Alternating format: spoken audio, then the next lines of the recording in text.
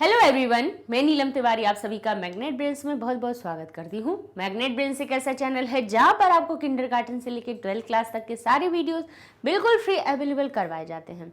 जैसा कि आज हम आपको कक्षा 7 संस्कृत की सप्तम पाठ संकल्पः सिद्धिदायकः इसको पढ़ाने वाले हैं। अच्छा, इसका अर्थ क्या है? इसका अर्थ है संकल्प। संकल्प क्या होता है? आप कोई भी काम करना चाहते हो और उस काम को पूरा करने के लिए आप एक दृढ़ निश्चय कर लेते हो, तो उस दृढ़ निश्चय, वो आपकी जो प्रबल इच्छा शक्ति है, जो आपका निश्चय है, उससे सिद्धिदायक यानी उससे आपको सफलता प्राप्त हो ही जाती है। यानी संकल्प जो होता है वो सिद्धिदायक होता है। संकल्प यानी हमारा दृढ़ निश्चय हमें सफलता को देने वाला होता है। ये इस पाठ का अर्थ निकलता है। ये तो बिल्कुल यथार्थ भी है कि अगर आप किसी भी काम करने के लिए दृढ़ संकल्प यानी दृढ़ इच्छा कर लेते हैं कि नहीं मुझे ये काम करना है, तो वो काम भी पूरा होता है और उसमें आपको सफलता भी मिलती है। तो यहाँ पर जो ये जो कथा दी गई है तो शिव पार्वती की कथा पुराणों में बताया गया है। संस्कृत के जो महाकवि कालिदास हुए, उन्होंने भी अपने कुमार संभवम में, यहाँ अपनी रचना कुमार संभवम में भी इसका वर्णन किया। तो इसका हम संवाद को पढ़ेंगे कि शिव पार्वती का यहाँ पे संवाद है, क्या हुआ है, क्या बात हुई है, क्या घटना हुई है, इसको हम पढ़ते हैं। तो पार्वती, शुरुआत की आपको बता रहे हैं, शुरुआत कैसे होती है कि पार्वती शिवम यानी पार्वती शिवम, शिव को, अब को का अर्थ क्यों निकाला? क्योंकि द्वितीय विभक्ति लगी हुई है। पार्वती शिवम यानी शिव को पति रूपेण, पति के रूप में अवांछत, चाहती हैं। वंश का अर्थ क्या हुआ?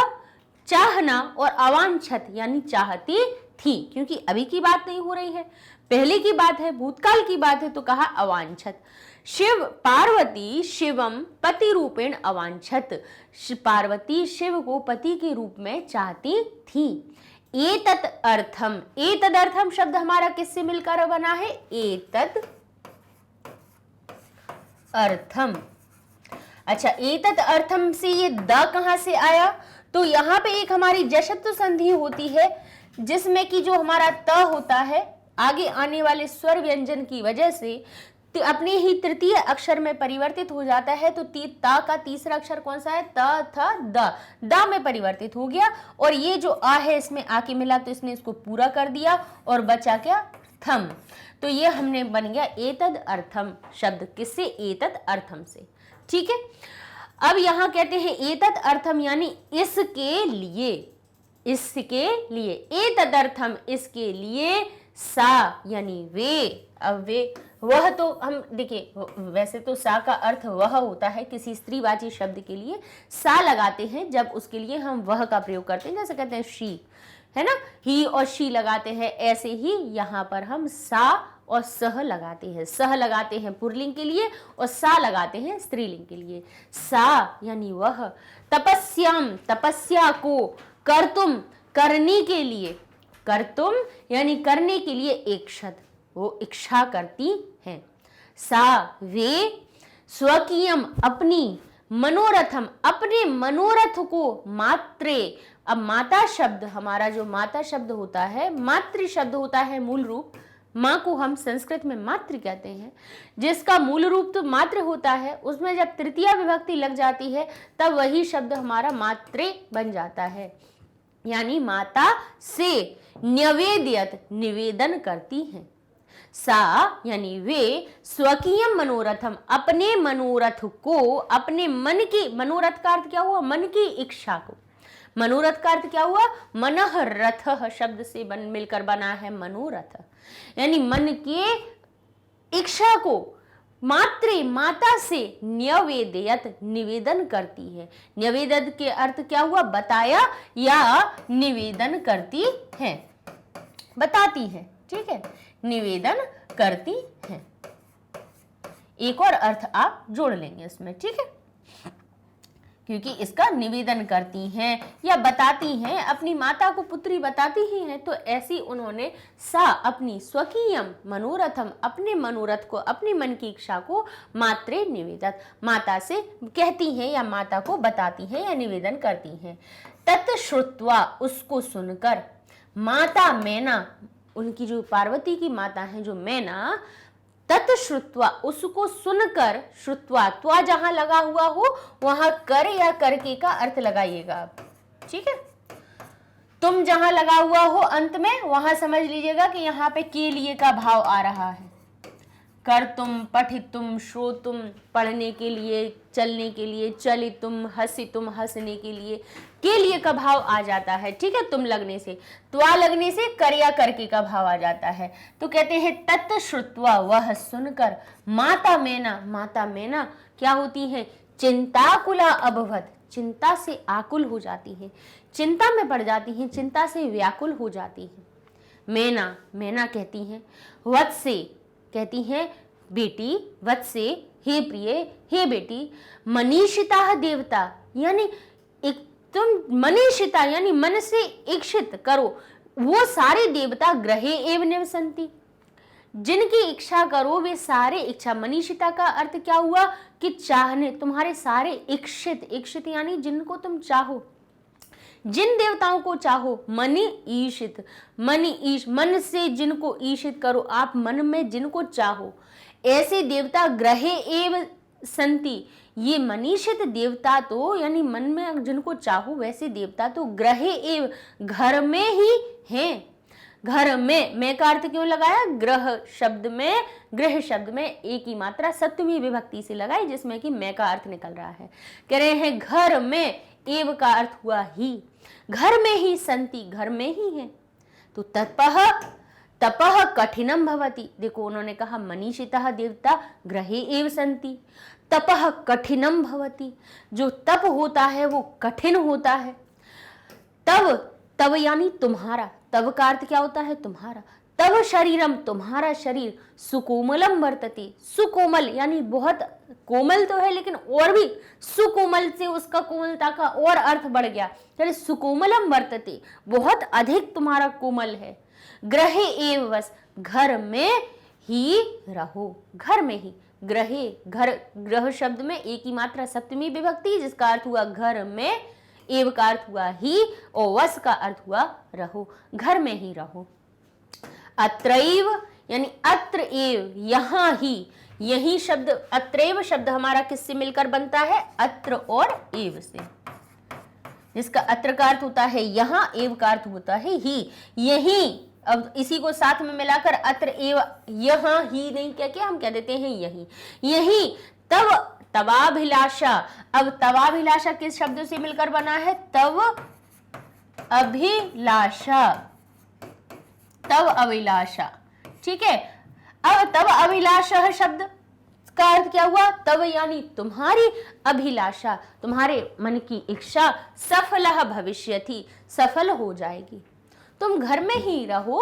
अत्रैव यही, तव अभिलाषा तुम्हारी इच्छा, सफलः भविष्यति, सफल हो जाएगी, सफलः भविष्यति हो जाएगी, यही तुम्हारी इच्छा पूरी हो जाएगी। क्योंकि कह रहे हैं वत्से मनीषिता देवता, यानी मन में जो तुम इच्छा करो वैसे देवता ग्रहे एव संति, वे तो घर में ही है, ठीक है, क्योंकि वो कहाँ रहती थी, हिमालय पर्वत पर, ठीक है।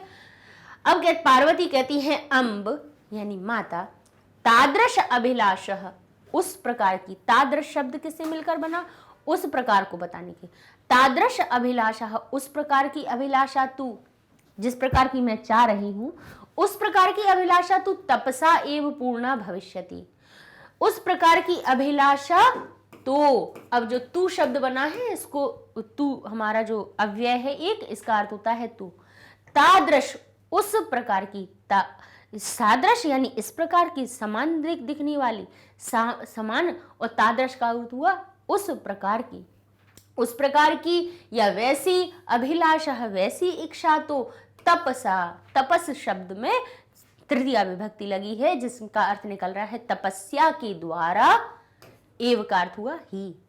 तादृश अभिलाषा तु, उस प्रकार की अभिलाषा तो, तपसा एव पूर्णः भविष्यति, तप के द्वारा ही, तपस्या से ही पूर्ण होगी, वैसी अभिलाषा तो किसकी होगी, अब शिव को पाने की इच्छा है तो इस प्रकार की अभिलाषा तो तपस्या से ही पूर्ण होगी। अन्यथा, नहीं तो, अन्यथा का अर्थ क्या हुआ, नहीं तो तादृशम पतिम कथम प्राप्स्यामि, नहीं तो तादृशम यानी उस प्रकार के, तादृशम दृश्य का अर्थ होता है दिखना और ता का अर्थ हुआ उस प्रकार के, उस प्रकार के दिखने। देखिए तादृश और सादृश शब्द कैसे बना कि दृश्य धातु होती है दिखने वाली, उसी के अर्थ में ये रूप बनते हैं हमारे, उस प्रकार के यानी उस जैसे। तादृशम उस प्रकार के पतिम, उस प्रकार के पति को, कथम यानी कैसे, प्राप्स्यामि उस प्रकार के पति को मैं कैसे प्राप्त करूंगी, जैसी मेरी अभिलाषा है, जैसी मेरी इच्छा है। तो तादृशम पतिम कथम प्राप्स्यामि कैसे प्राप्त करूंगी। अहम मैं तपः एव चरिष्यामि मैं तो तप ही करूंगी। इति मम संकल्पः ये मेरा संकल्प है। अहम मैं तपः एव तप ही चरिष्यामि करूंगी। इति ऐसी मम संकल्प ऐसा मेरा संकल्प है, मैं तो तब ही करूंगी, नहीं तो उस प्रकार की अभिलाषा और वैसा पति मेरे नहीं मिलेंगे, ऐसा पार्वती ने कहा। मैना कहती है पुत्री त्वमेव में जीवन अभिलाषा। अब कहती है, अब माँ है वो तो, अब तप की बात सुनकर के पुत्री कोमल है ना, अब उस कैसे तप करेगी। तो ऐसा सुनकर मैना कहती है कि पुत्री त्वमेव यानी तुम ही, त्वमेव शब्द किससे मिलकर बना है, त्वम और एव से, जिसका अर्थ निकलता है तुम ही में यानी मेरे, त्वमेव यानी तुम ही में जीवनाभिलाषा, जीवन की अभिलाषा हो, जीवन की इच्छा, मतलब मेरा जीवन तो तुमसे ही है, मेरे जीवन की अभिलाषा तो तुम ही हो। जीवनाभिलाषा किन शब्दों से मिलकर बना है, जीवन को अलग करेंगे और अभिलाषा को अलग करेंगे तो हमारे पास दो शब्द मिल जाएंगे, जीवन अभिलाषा। ठीक है, ठीक है, जिसका अर्थ हुआ जीवन की अभिलाषा।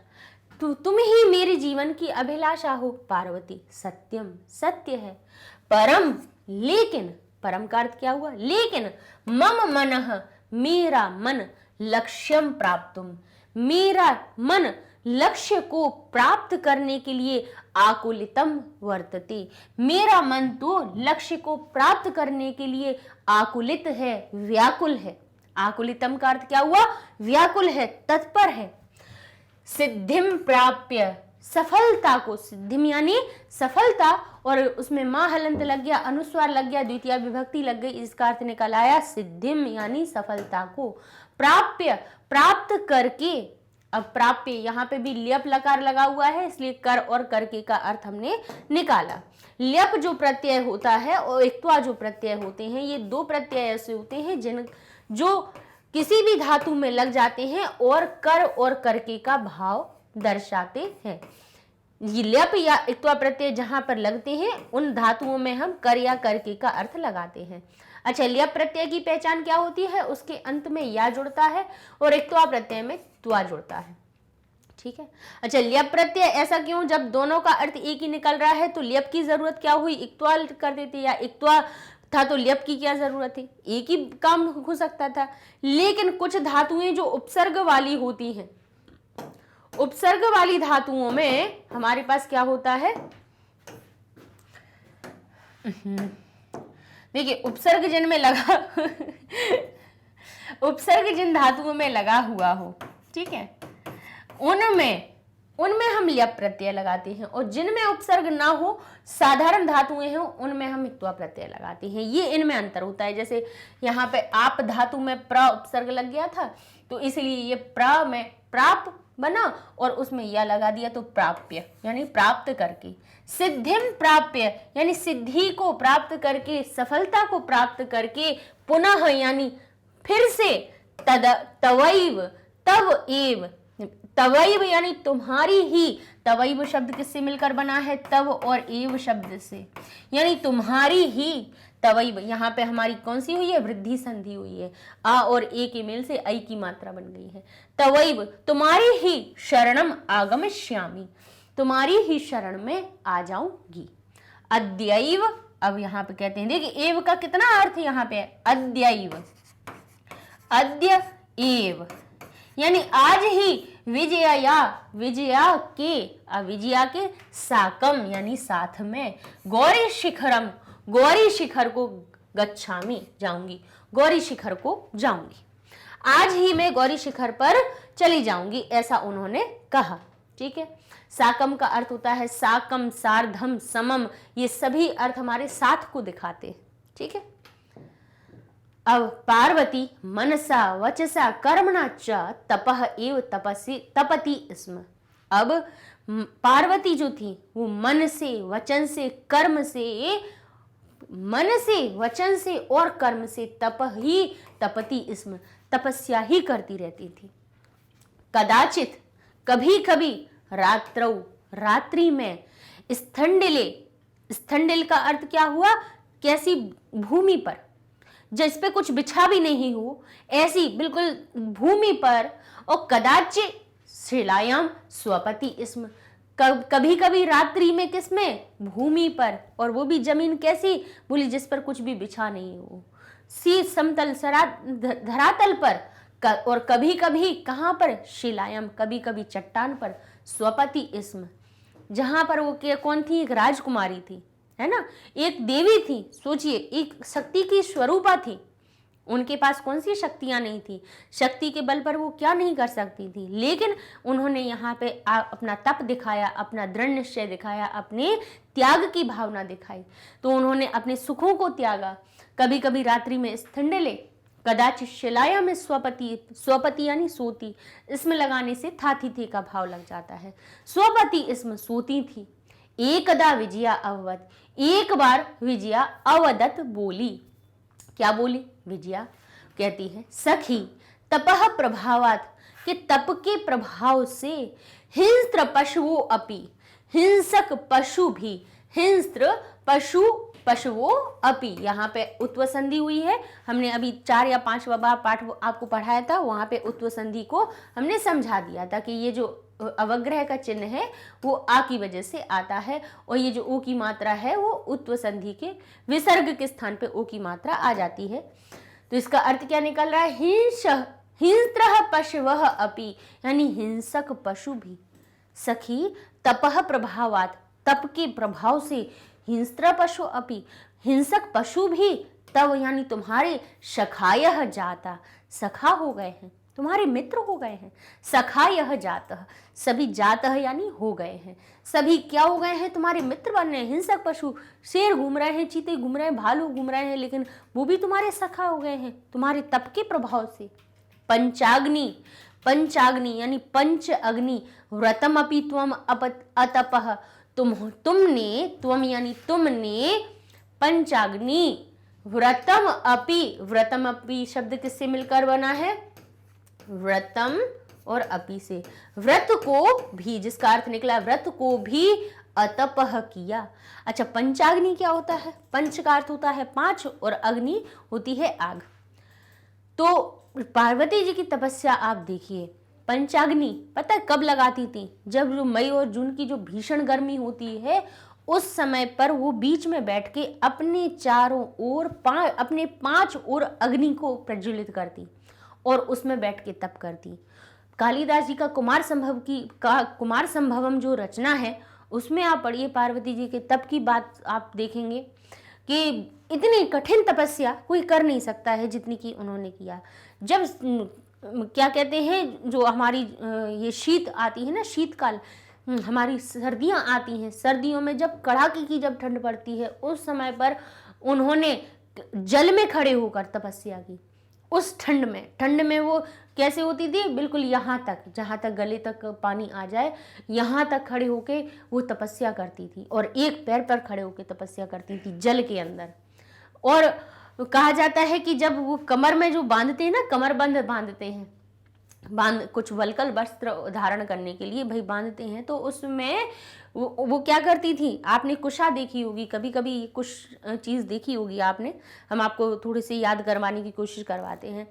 आपने देखा होगा जब होम हवन कभी करवाते हैं आपको, तो आपको एक तरह की यहाँ पे एक अंगूठी जैसी पहनाई जाती है, वो भी किसी तरह की घास होती है और वो बहुत नुकीली होती है, उसको कुश कहते हैं। और वो कुशा क्या होती है, उसकी को ऐसा करके और बना लेते हैं, जबकि वो इतनी तेज़ धार वाली होती है कि अगर उसको हम ऐसे तेज़ी से अगर छू ले तो हमारा हाथ कट जाए, इतनी वो कैसी होती है, पैनी होती है।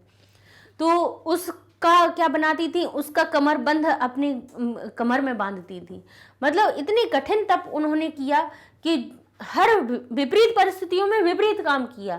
जब कैसा हो रहा, कड़ाके की गर्मी पड़ रही है, भीषण गर्मी पड़ रही है, उस समय पे पंचाग्नि में उन्होंने तप किया। जब कड़ाके की ठंड पड़ रही है तब उन्होंने जल में खड़े होकर तपस्या की। फिर कहते हैं कि बताते हैं, उसमें कुमार संभवम में पढ़ा हुआ है, कहते हैं कि जब बारिश होती थी तब वो गुफाओं के अंदर नहीं रहती थी, गुफाओं के बाहर चट्टानों पर वहां पर खड़ी होकर तपस्या करती थी।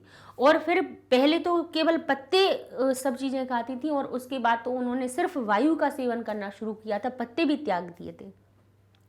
तो यहाँ पे वही कह रही है, पंचाग्नि व्रतम अपि त्वम अतपः, पंचाग्नि व्रत भी तुमने किया, पुनरअपि यानी पुनः अपि, फिर भी। पुनः अपि शब्द, पुनरअपि किससे मिलकर बना है, पुनः और अपि शब्द से। यहाँ पे रत्व संधि हुई है हमारी, विसर्ग हमारे रा में परिवर्तित हुआ, और रा वो भी आधा था तो आगे वाला आ इसमें जुड़ गया, इसीलिए ये रा हमारे सामने पूरा आ गया। और पुनरअपि ये हमारा शब्द बना, यानी पुनः अपि यानी फिर भी, तब तुम्हारी, पुनरअपि तब अभिलाषा, फिर भी तुम्हारी अभिलाषा ना पूर्ण अभवत, फिर भी तुम्हारी अभिलाषा पूर्ण नहीं हुई। और कहते हैं फिर तुमने पंचाग्नि में भी तप किया, सब कुछ करने के बाद भी तुम्हारी अभिलाषा पूर्ण नहीं हुई। तो पार्वती कहती हैं, अयि विजये, अरे विजया, किम ना जाना सी, क्या नहीं जानती हो, मनस्वी, जो मन में इच्छा करने वाले होते हैं, कदापि, कदापि यानी कभी भी, धैर्यम ना परित्यज, धैर्य को नहीं छोड़ते हैं। त्यक धातु होती है, त्यज का अर्थ त्यागना होता है, परित्यज यानी नहीं छोड़ते हैं। अपिचा, और मनोरथानाम अगति नास्ति, और भी, और मनोरथ को भी अगति नास्ति नहीं छोड़ते हैं। ना ही क्या कहते हैं, उन और इच्छाओं को भी नहीं छोड़ते हैं, ना तो धैर्य को छोड़ते हैं, और ना ही अपनी मनोरथ यानी अपनी इच्छाओं को भी नहीं विफल होने देते हैं, नहीं विफल होने देते हैं। अब विजया कहती है तुम, अब फिर समझाती है, क्योंकि उसको लग रहा है कि उसकी सखी कितना तप कर रही है और उसके बाद भी उसकी इच्छा पूर्ण नहीं हो रही है, ठीक है ना। तो क्या कहती है, कहेगी विजया, कहेगी त्वम वेदम अधीतवती, तुम वेदों को जानती हो, यज्ञम, यज्ञ को संपादितवती, तुम यज्ञ को संपादित करती हो, तुम वेदों को जानती हो, तुम वेदों का अध्ययन करने वाली हो, तुम यज्ञों का संपादन करती हो, यानी तुम यज्ञों को करती हो, तुमने यज्ञों को संपादित किए, तपह कारणात्, तप के कारण से, जगति तब प्रसिद्धि, जगत में तुम्हारी प्रसिद्धि हो गई है, तुम्हारी प्रसिद्धि हुई, तुम्हारे मतलब इतना तुम तप कर रही हो कि जगत में तुम्हारी प्रसिद्धि हो चुकी है।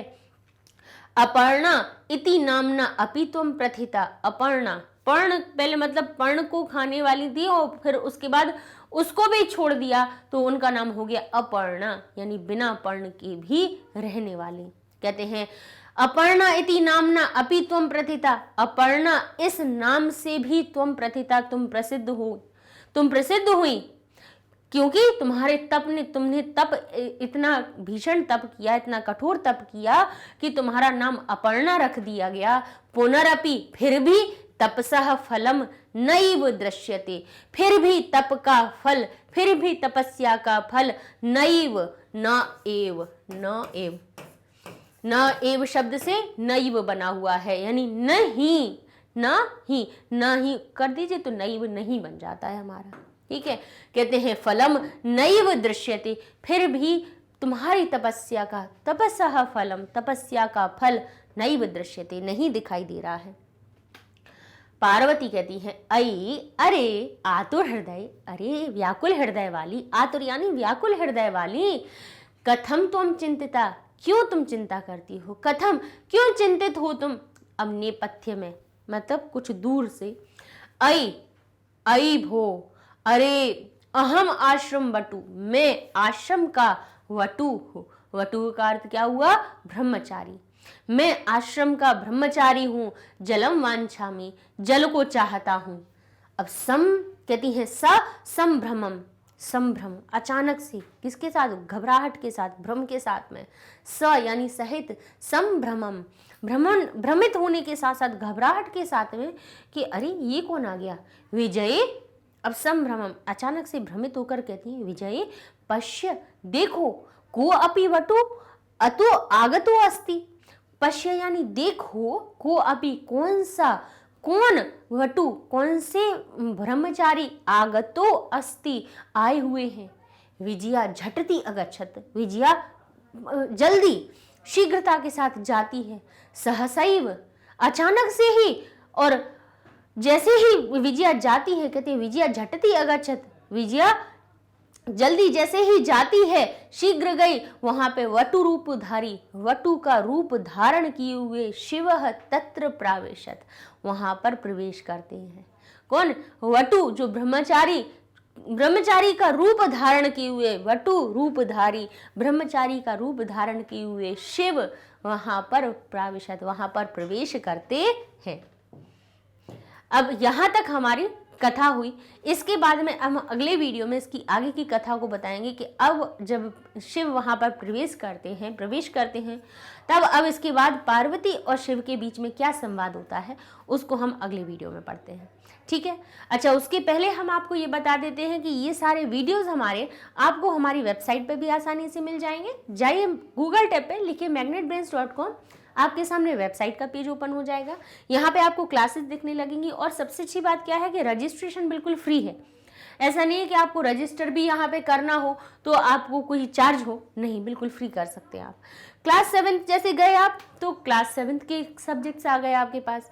संस्कृत को क्लिक किया तो संस्कृत का पेज ओपन हो गया। जिस क्लास को सिलेक्ट करेंगे, जो सब्जेक्ट सिलेक्ट करेंगे वही आपके सामने आ जाएगा।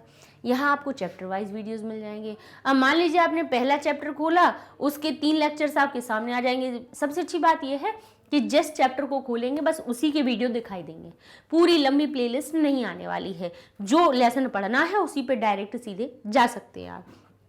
अब पहले चैप्टर पे गए, उसका पहला वीडियो क्लिक किया, आपके सामने पहला अनुवाद शुरू हो गया। इसी से नेक्स्ट पे भी चले जाइए। तो सबसे अच्छी बात क्या है, यहाँ पे आपको मिलते तो YouTube पे भी मिल जाते हैं, लेकिन वहाँ पे जब पार्ट में कोई चीज़ें होती हैं तो ढूंढने में थोड़ी सी मुश्किल आती है और होते हुए भी बच्चे पढ़ नहीं पाते हैं। यहाँ आपको सब चीज़ें आसानी से मिल जाएंगी। तो पढ़ते रहिए मैग्नेट ब्रेन्स के साथ में, और हमारे चैनल को भी लाइक कीजिए, शेयर कीजिए, सब्सक्राइब कीजिए। मिलते हैं नेक्स्ट वीडियो में। आगे की कथा को भी तो पढ़ना है कि अब जब शिव आते हैं तो अब क्या होगा, और वो भी दूसरा वेश धारण करके आए हैं। तो इस कथा को आगे पढ़ेंगे। तब तक के लिए